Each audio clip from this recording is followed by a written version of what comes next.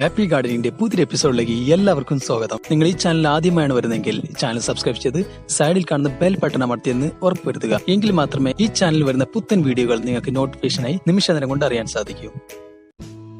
മഴക്കാലങ്ങളിൽ നടാൻ പറ്റിയ ചെടികളെ കുറിച്ച് ഒരുപാട് പേര് ചോദിച്ചിരുന്നു. എന്തൊക്കെ ചെടികൾ നമുക്ക് മഴക്കാലങ്ങളിൽ നടാം, മഴക്കാലങ്ങളിൽ കുറഞ്ഞ കെയർ കൊടുത്തിട്ട് നടാൻ പറ്റിയ ചെടികൾ ഏതൊക്കെയെന്നൊക്കെ ഒരുപാട് പേര് ചോദിച്ചിരുന്നു. അപ്പോൾ ആ ചോദ്യങ്ങൾക്കുള്ളൊരു സിമ്പിൾ വീഡിയോ ആയിട്ടാണ് ഇന്നത്തെ എപ്പിസോഡ് കണക്കാക്കുന്നത്. നിങ്ങൾക്ക് മഴക്കാലങ്ങളിൽ നടാൻ പറ്റിയ കുറച്ച് ചെടികളെ ഈ വീഡിയോ നിങ്ങൾക്ക് മനസ്സിലാക്കാം. അപ്പോൾ വീഡിയോ കിടക്കാം. ഒന്നാമത്തെ പ്ലാന്റ് ബാൽസം ആണ്. ബാൽസം നമുക്ക് എളുപ്പത്തിൽ വളർത്താൻ പറ്റിയ വളരെ ബ്യൂട്ടിഫുൾ ആയിട്ടുള്ള ഒരു പ്ലാന്റ് ആണ് ബാൽസം. അതിന്റെ പൂക്കളാണെങ്കിൽ തന്നെ കാണാൻ ഭയങ്കര ഭംഗിയാണ്. മഴക്കാലങ്ങളിലാണ് ഈ പൂക്കൾ നന്നായിട്ട് ഉണ്ടാവുക.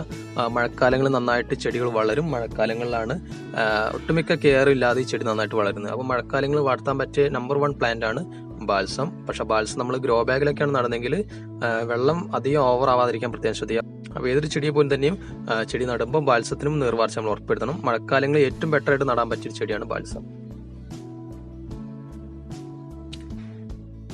നമ്മുടെ ചെണ്ടുമല്ലിയൊക്കെ മഴക്കാലങ്ങളിൽ ഈസി ആയിട്ട് നമുക്ക് വളർത്താൻ പറ്റും. വളരെയധികം നന്നായിട്ട് കെയർ ഇല്ലാതെ മഴക്കാലങ്ങളിൽ നന്നായിട്ട് തഴച്ചു പാടുന്ന പ്ലാന്റാണ് മാരിഗോൾഡ്. മാരിഗോൾഡ് നമ്മൾ മഴക്കാലങ്ങളിൽ ശ്രദ്ധിച്ചു നോക്കിയാൽ മനസ്സിലാക്കാം. അതിന്റെ അടിയിൽ നിന്നൊക്കെ ഒരുപാട് വേര് കമ്പെന്നൊക്കെ വരുന്ന കാണാൻ പറ്റും. ആ കമ്പ് നമ്മൾ മുറിച്ച് നട്ടാൽ പോലും മാരിഗോൾഡ് മഴക്കാലങ്ങളിൽ പിടിച്ചു വരും എന്നതാണ് അതിന്റെ ഒരു പ്രത്യേകത. മാരിഗോൾഡ് നമുക്ക് എളുപ്പത്തിൽ തന്നെ വളർത്താൻ പറ്റും. ഒരുപാട് കളർ പ്ലാന്റുകൾ ഇപ്പോൾ അവൈലബിൾ ആണ്. ഹൈബ്രിഡ് പ്ലാന്റ് വരെ ഇപ്പോൾ അവൈലബിൾ ആണ്. ഡോർഫ് വെറൈറ്റീസ് ഉണ്ട്. അധികം പൊക്കം വെക്കാത്ത മാരിഗോൾഡ് ഉണ്ട്.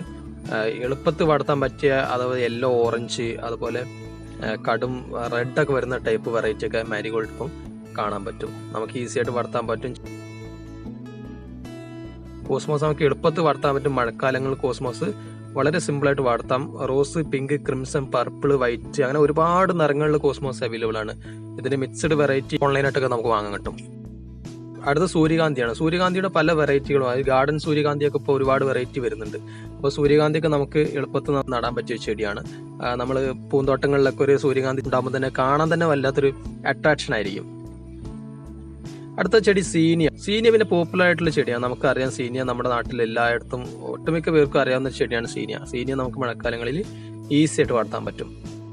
അടുത്ത ചെടി ക്ലിയോമയാണ്. ക്ലിയോമ നമുക്ക് എളുപ്പത്തിൽ മഴക്കാലങ്ങളിൽ വളർത്താൻ പറ്റിയ ഒരു ചെടിയാണ്. നല്ല രസമുള്ള പൂക്കൾ ഉണ്ടാവുന്ന ഒരു ചെടിയാണ്. ഒരു ചെറിയൊരു സുഗന്ധവും ഇതിനുണ്ട്. അപ്പോൾ നമുക്ക് വീടുകളിലൊക്കെ എളുപ്പത്തിൽ വളർത്താൻ പറ്റും. ഇതിൻ്റെയും കുറച്ച് കളറുകൾ ഇപ്പോൾ ഉണ്ട്. Pink, light purple, rose, white അങ്ങനെ ഒരുപാട് കളറുകൾ ഈ ക്ലിയോമയിലും വരുന്നുണ്ട്. ക്ലിയോമ നമുക്ക് എളുപ്പത്തിൽ മഴക്കാലങ്ങളിൽ വളർത്താൻ പറ്റിയൊരു ചെടിയാണ്. അടുത്ത ചെടി സാൽവിയാണ്. സാൽവിയ നമുക്ക് കണ്ടു കഴിഞ്ഞാൽ തന്നെ കണ്ണിന് വളരെയധികം മനോഹരം തോന്നുന്ന ഒരു ചെടിയാണ്. നമ്മളിതൊക്കെ വീടിനടുത്തൊക്കെ ഒരുപാട് നിരനിരയായിട്ടൊക്കെ നട്ട് കഴിഞ്ഞിട്ടുണ്ടെങ്കിൽ അത് വല്ലാത്തൊരു അട്രാക്ഷൻ തന്നെയാണ്. ആ മഴക്കാലങ്ങളിൽ നമുക്ക് ഈസി ആയിട്ട് വളർത്താൻ പറ്റും. ചെടികളുടെ കൂട്ടത്തിൽ സാൽവിയ ഉൾപ്പെടും. കാരണം സാൽവിയക്ക് നമ്മൾ പ്രത്യേകിച്ച് കെയർ കൊടുക്കേണ്ട ആവശ്യമില്ല. മഴക്കാലങ്ങളിൽ ഓവറായിട്ട് മഴ പെയ്ത് കഴിഞ്ഞാലും ഈ ചെടിക്ക് ഒന്നും സംഭവിക്കുകയൊന്നുമില്ല. അഗ്രസീവായിട്ട് വളരും, അഗ്രസീവായിട്ട് പൂവിടും. അങ്ങനത്തെ ഒരു ചെടിയാണ്. ഒരു ട്യൂബുലർ ബ്രൈറ്റ് സ്കാർലറ്റ് ഫ്ലവർ ഒക്കെയാണ് ഉണ്ടാവുക. അത്യാവശ്യം ബുഷിയായിട്ട് തന്നെ ഈ ചെടി വളരും എന്നാണ് ഇതിന്റെ പ്രത്യേകത. മഴക്കാലങ്ങളൊക്കെ നന്നായിട്ട് ബുഷിയായിട്ട് വരാൻ ഒരു ചാൻസ് ഉണ്ട്. അപ്പോൾ ഒന്ന് ക്രോപ്പ് ചെയ്ത് കൊടുക്കുന്നത് നന്നായിരിക്കും. സൈഡിലേക്ക് വരുന്ന ചെടികളൊക്കെ ഉണ്ടെങ്കിൽ ഒക്കെ ഒന്ന് ക്രോപ്പ് ചെയ്ത് നന്നായിട്ട് വെട്ടി കൊടുക്കുകയാണെങ്കിൽ ചെടി നന്നായിട്ട് ഒരു നല്ല രൂപത്തിൽ തന്നെ കിട്ടും. പിന്നെ അതിന്റെ ടോപ്പ് ഭാഗം നന്നായിട്ട് പൂ വന്നു കഴിഞ്ഞാൽ കാണാൻ ഭയങ്കര രസമാണ്. അപ്പോൾ സാൽവിയ തീർച്ചയായിട്ടും നിങ്ങൾക്ക് ഒന്ന് സെലക്ട് ചെയ്യാം മഴക്കാലങ്ങൾ നടാൻ പറ്റിയ ചെടിയായിട്ട്. പിന്നത്തെ ചെടി പോർട്ടുലാക്കയാണ്. പോർട്ടുലാക്ക നമുക്കറിയാം 10 മണി ചെടികൾ നമ്മൾ ഇഷ്ടംപോലെ നമ്മൾ വീടുകളിലും ഒക്കെ പരിസരങ്ങളിലൊക്കെ ഇഷ്ടംപോലെ നട്ട് പിടിപ്പിക്കുന്ന ചെടിയാണ്. പോർട്ടുലാക്ക നമ്മൾ മഴക്കാലങ്ങൾ ശ്രദ്ധിച്ചു കഴിഞ്ഞിട്ടുണ്ടെങ്കിൽ തീർച്ചയായിട്ടും വളർത്താൻ പറ്റും. പക്ഷെ ഞാൻ പറഞ്ഞു കഴിഞ്ഞു, നീർവാർച്ച ഒന്ന് ഉറപ്പെടുത്തുക. മണ്ണിലാണ് നടന്നെങ്കിൽ വെള്ളക്കെട്ടില്ലാത്ത സ്ഥലങ്ങൾ നടുക. അപ്പം പോർട്ടുലാക്ക ഈസി ആയിട്ട് നമുക്ക് വളർത്താൻ പറ്റും. അടുത്ത ചെടി കോക്സ് കോമ്പാണ്. നമുക്ക് എളുപ്പത്തിൽ വളർത്താൻ പറ്റിയ മറ്റൊരു ചെടിയാണ് കോക്സ് കോമ്പ്. വളരെ പോപ്പുലർ ആയിട്ടുള്ള ഒരു ചെടിയാണ് കോക്സ് കോമ്പ്. നമുക്ക് എളുപ്പത്തിൽ തന്നെ വളർത്താൻ പറ്റും. മഴക്കാലങ്ങൾ നന്നായിട്ട് ഉണ്ടാവും. ഇതിന്റെ താഴെ വിത്തൊക്കെ വീട് കഴിഞ്ഞ് ഒരുപാട് തൈകൾ ഇതിന്റെ താഴെ മഴക്കാലങ്ങളൊക്കെ മുളച്ചു പൊങ്ങിയിട്ട് അത് വീണ്ടും പുതിയ ചെടികളായിട്ട് വന്ന് കൂടുന്നത് കാണാൻ പറ്റും. കവാടങ്ങൾക്ക് ശേഷം ഒരു നിരയൊക്കെ ആയിട്ട് ഈ ചെടി വളർത്താൻ പറ്റിയ ഒരു ചെടിയാണ്. നമുക്ക് ഈസി ആയിട്ട് വളർത്താം. ഇതിന്റെ ഒരുപാട് കളർ അവൈലബിൾ ആണ് ഇപ്പം. ഞാൻ തന്നെ 5-6 വെറൈറ്റി ഞാനിപ്പം വീട്ടിൽ നട്ടിട്ടുണ്ടായിരുന്നു. ഇതിന്റെ ഇപ്പോൾ ഒരു ഗോൾഡൻ യെല്ലോ, പിന്നെ ഒരു സിൽവർ റെഡ്, ഓറഞ്ച്, ഇതൊക്കെ നല്ല പോപ്പുലർ ആയിട്ടുള്ള കളറുകളാണ്. ഈസി ആയിട്ട് നമുക്ക് വളർത്താൻ പറ്റുന്നതാണ് ഇതിന്റെ പ്രത്യേകത. നമ്മുടെ അമരാന്തസിന്റെ ഒരു വർഗത്തിൽപ്പെട്ട ചെടിയാണ് കോക്സ് കോമ്പ്. എളുപ്പത്തിൽ തന്നെ വളർത്താൻ, കൂടുതൽ പൂക്കൾ വരും. നമ്മൾ കെയർ കൊടുത്തിട്ടില്ലെങ്കിലും പൂവിടുന്നതാണ് ഇതിന്റെ പ്രത്യേകത. നന്നായിട്ട് പൂവിടും.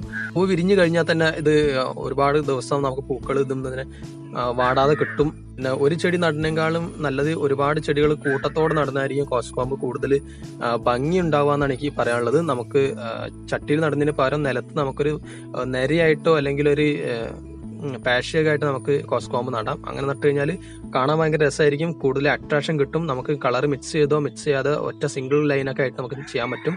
അങ്ങനത്തെ ഒരു ചെടിയാണ് കോസ്കോമ്പ്. തീർച്ചയായിട്ടും നിങ്ങൾ വീട്ടുമുറ്റത്ത് നടേണ്ട ഒരു ചെടി തന്നെയാണ് കോസ്കോമ്പ്. അപ്പൊ ഇത്രയും കാര്യങ്ങളാണ് ഈ വീഡിയോയിൽ പറയാനുള്ളത്. ഇനി നമുക്ക് അടുത്ത വീഡിയോയിൽ നമുക്ക് പുത്തൻ വിഷയമായിട്ട് വരാം. അതുവരെ ബൈ.